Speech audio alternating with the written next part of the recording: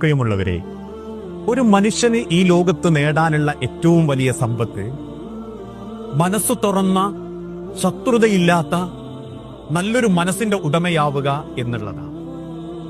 ഇന്ന് ചേർന്നിരിക്കുന്നവർ പോലും പാരപണിയുമ്പോൾ, കൂടെ സഞ്ചരിക്കുന്നവർ പോലും കുതന്ത്രങ്ങൾ മെനച്ച് ഒറ്റപ്പെടുത്തുമ്പോൾ, മനുഷ്യൻ ഏറ്റവും കൂടുതൽ തകർന്നു പോകാറുള്ളത് വേണ്ടപ്പെട്ടവരിൽ നിന്നുണ്ടാകുന്ന ചതിയിലൂടെയാണ്.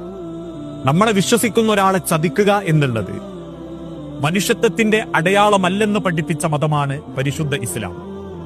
പരസ്പരം രക്തം ചിന്തുന്നവനല്ല മുസൽമാൻ. പരസ്പരം പകയും വെറുപ്പും കൊണ്ടു നടക്കുന്നവരല്ല മുസ്ലിം സമൂഹം. പരസ്പരം ചതിക്കുന്നവരുമല്ല. മറിച്ച് അവനെന്റെ സന്തോഷത്തിൽ സന്തോഷം കണ്ടെത്തുകയും എന്നേക്കാൾ എന്റെ സുഹൃത്തുക്കൾക്ക് നേട്ടമുണ്ടാകണം എന്ന് ഹൃദയം കൊണ്ട് പ്രാർത്ഥിക്കുകയും അവനുണ്ടാകുന്ന നേട്ടം എന്റെ നേട്ടമാണെന്ന് ചിന്തിക്കുകയും ചെയ്യുമ്പോഴാണ് നമ്മൾ നല്ലൊരു മുസ്ലിമും നല്ലൊരു ഇസ്ലാഹി പ്രവർത്തകനും നല്ലൊരു മനുഷ്യനുമാകാൻ സാധിക്കുക. പരസ്പരം ആളില്ലാത്ത സമയം നോക്കി കുറ്റം പറഞ്ഞ് കൂടെ ചേരുമ്പം തോളിൽ കൈയിട്ട് നടക്കുന്നത് ചെന്നായയുടെ സ്വഭാവമാണെന്ന് ഉലമാക്കൾ പഠിപ്പിച്ചത് നമ്മൾ ഒരിക്കലും മറന്നുപോകാൻ പാടില്ല.